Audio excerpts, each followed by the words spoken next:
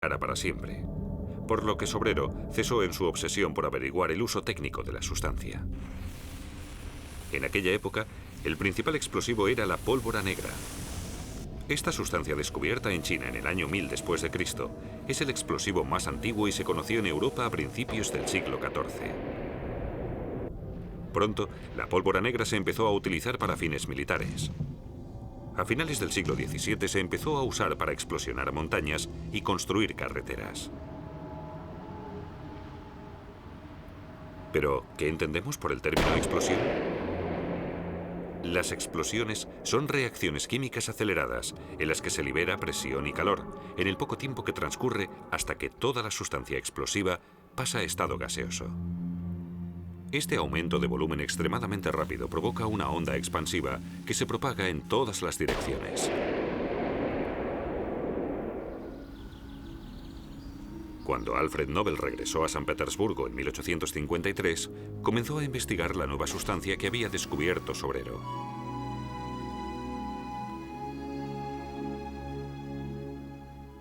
Nobel quedó fascinado. La nitroglicerina no solo poseía de 6 a 7 veces más potencia que la pólvora negra. La glicerina era una materia prima mucho más barata que se obtenía de la producción del jabón. Pero de entrada, Nobel tampoco consiguió dominar la sustancia.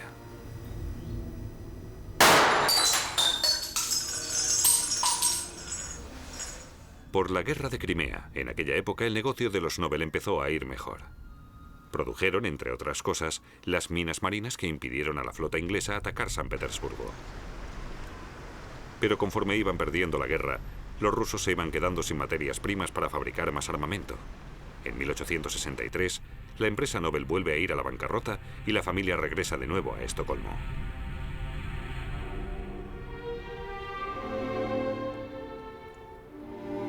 Allí, Nobel experimenta más intensivamente con la nitroglicerina con el objetivo de conseguir crear un explosivo controlable.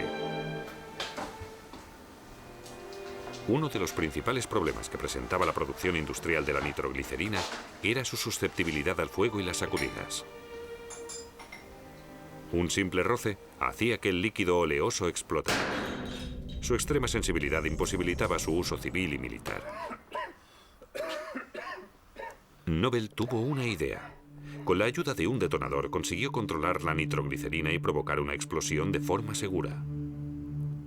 El 15 de julio de 1864 solicitó la patente del detonador. Posiblemente ese fuera su mayor descubrimiento. Encendiendo una pequeña cantidad de fulminato de mercurio en un pistón, se podían activar de forma controlada grandes cantidades de explosivo. Con el detonador, Nobel parecía haber conseguido controlar la nitroglicerina. Ahora ya era posible su producción, y su empresa empezó a tener sus primeros beneficios. Pero poco después, explotó la fábrica de los Nobel en Estocolmo. Murieron 5 trabajadores, entre ellos el hermano pequeño de Nobel, Emil. La ciudad de Estocolmo reaccionó inmediatamente y prohibió los experimentos en la ciudad. Pero Nobel siguió investigando a pesar del revés. Para su industrialización, era necesario conseguir que el explosivo fuera seguro. Nobel intentó mezclar la nitroglicerina con diferentes productos, como el yeso o el serrín, para evitar así que reaccionara a los golpes y las sacudidas. Pero siguió sin encontrar la solución a su problema.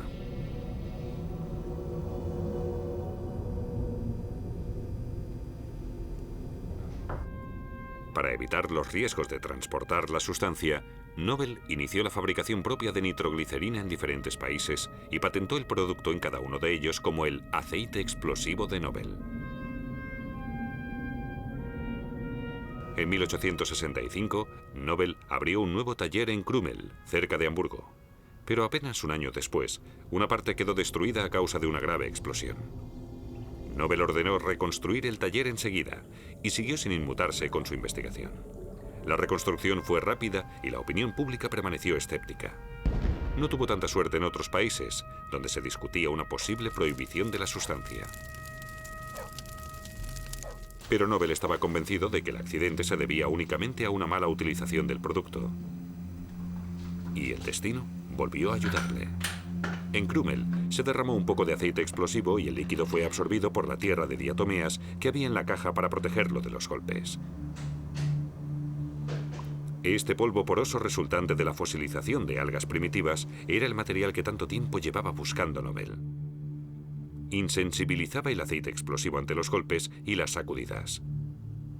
Además, era muy barato, pues en Krümel había grandes yacimientos de diatomita y se podía extraer muy fácilmente. Nobel mezcló 3 partes de aceite explosivo con una de tierra de diatomeas hasta obtener una pasta. Así creó un nuevo explosivo sólido que se podía proporcionar al gusto. Debido a su enorme potencia la llamó dinamita, por la traducción al griego de la palabra fuerza, dinamis. Este era el explosivo que el mundo estaba esperando. Una gran ventaja de la dinamita es que podía fabricarse en forma de barra. Mediante nuevas técnicas de perforación, el explosivo se podía introducir directamente en la zona a explosionar. La enorme potencia podía literalmente mover las montañas. Por fin se pudieron llevar a cabo grandes construcciones como el túnel de San Gotardo, el canal de Corinto o el canal de Panamá. Con este canal, de 81 metros de longitud a través del Istmo de Panamá, por fin se había creado una unión entre el Atlántico y el Pacífico.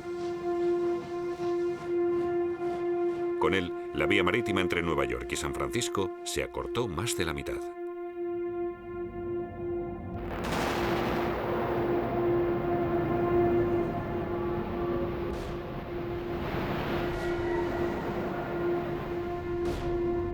Nobel merecía ahora un reconocimiento por la dinamita. Su producción en Krümel se duplicaba anualmente, y Nobel abrió nuevas fábricas en Alemania, Inglaterra y Estados Unidos. Al ver que sus talleres independientes competían entre ellos y acababan bajando los precios, Nobel fusionó todas sus empresas en una sociedad. En 1873 se marchó de Alemania. Por motivos de salud, Nobel, que caía enfermo muy frecuentemente desde su juventud, se trasladó a París.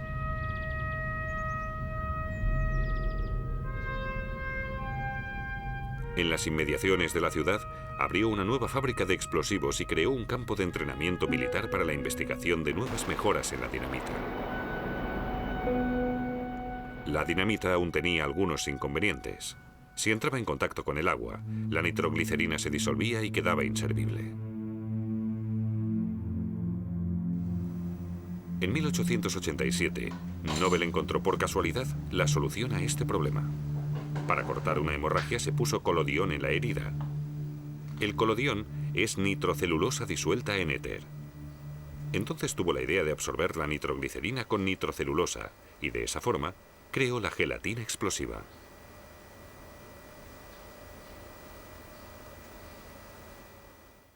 Este explosivo no solo tenía la ventaja de ser mucho más potente por su elevado contenido de nitroglicerina. Además, no era disoluble en agua y, por tanto, permitía también las detonaciones debajo del agua.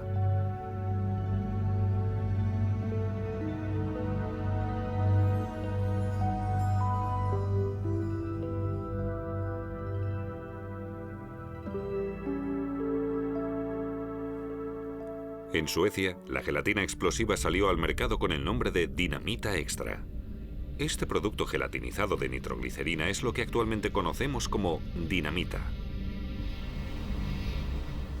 Nobel cobró crédito como investigador y empresario en todo el mundo. Para proteger sus inventos con patentes, viajó con muestras de explosivo en el equipaje de mano por medio mundo.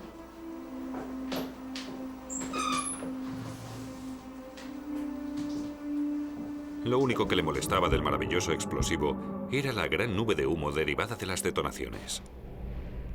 Una cantidad de humo que podía nublar un campo de batalla durante mucho tiempo. Por ello, mediante algunos cambios en la gelatina explosiva, Nobel consiguió crear para fines militares la pólvora sin humo o balistita. La balistita tenía la propiedad de arder lentamente, necesaria para poder disparar un proyectil con efecto sin que se produjera un fuerte impulso en el fusil. La balistita de Nobel posibilitó la construcción de ametralladoras. Él nunca mostró públicamente su desacuerdo con el uso militar de sus productos. Pero a escondidas, Alfred Nobel condenó la guerra. no era simplemente un despiadado fabricante militar que ganaba dinero a costa de la muerte de miles de soldados.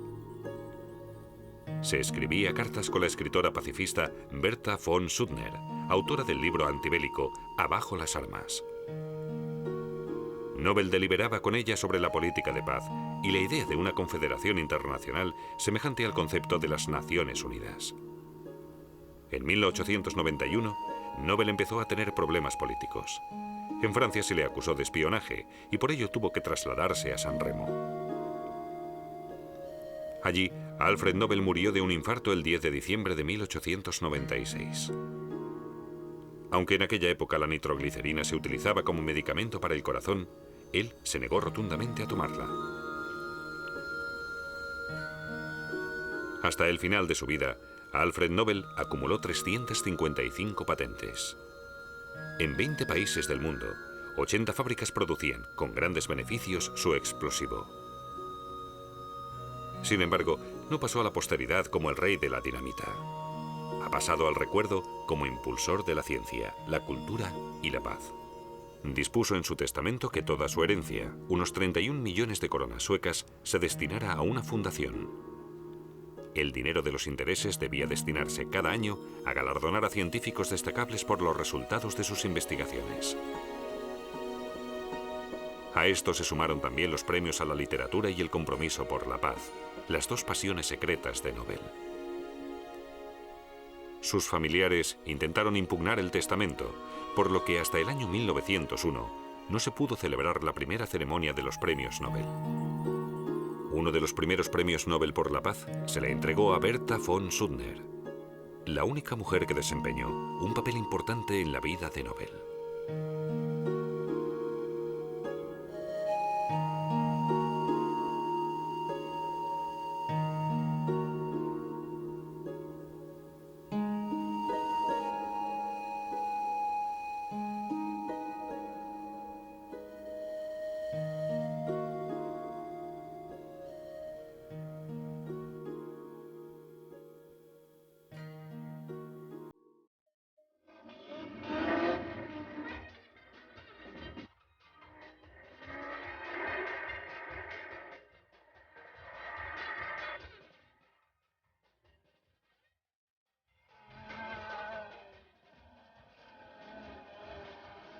Grandes genios e inventos de la humanidad.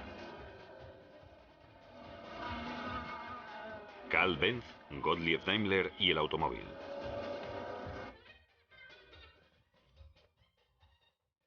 El automóvil ha marcado nuestra época más que ningún otro invento. Sin duda, vivimos en la era del automóvil, y dos nombres van indiscutiblemente ligados a este hecho. El primero, Carl Benz, empresario de Mannheim, materializó su sueño del automóvil como una fusión de motor y chasis.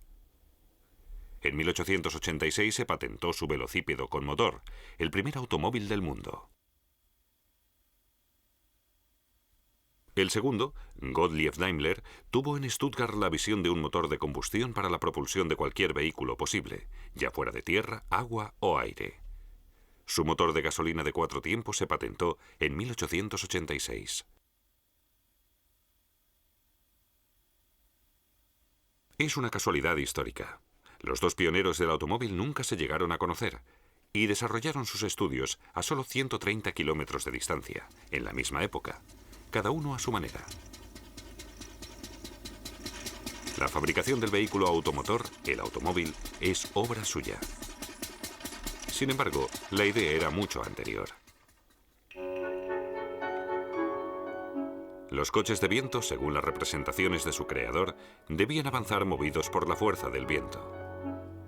Antes de estas construcciones de los siglos XV y XVI, ya existían planos de vehículos de propulsión humana, en cuyo fuselaje los hombres debían hacer arduos esfuerzos para avanzar. En el siglo XVIII surge con el vehículo a vapor una fuente impulsora transportable. Nicolas Cugnot construyó el primer vehículo a vapor, un remolque ideado para el transporte del glorioso ejército francés. Pero el viaje de prueba no tuvo un final demasiado glorioso.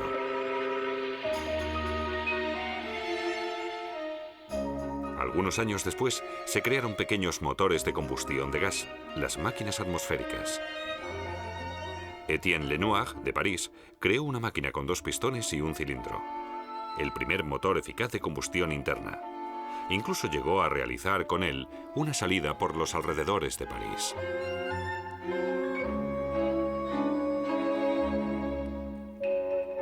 Nicolaus August Otto siguió los 3 tiempos de trabajo de Lenoir en el motor de gas: la admisión, la compresión y la ignición.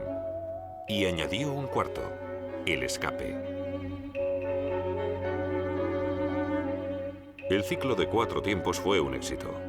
El motor monocilíndrico de Otto de 1876 alcanzaba 3 caballos de potencia a 200 revoluciones por minuto, aproximadamente el triple que la máquina de Monsieur Lenoir.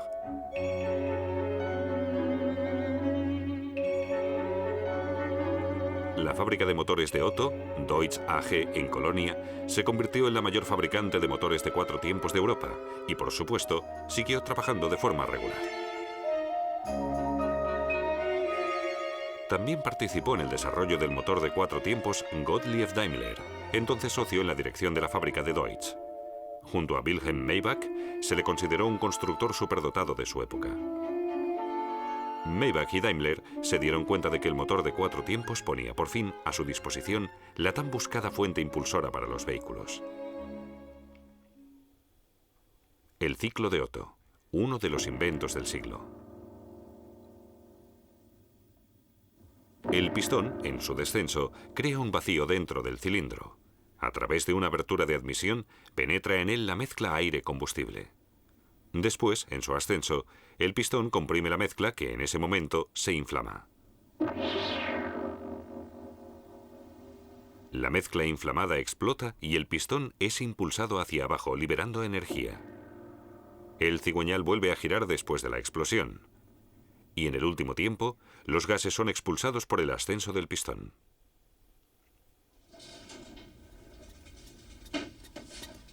(1883). Hacía un año que Daimler había dejado la fábrica de motores de Deutz para emprender su propio camino en Stuttgart.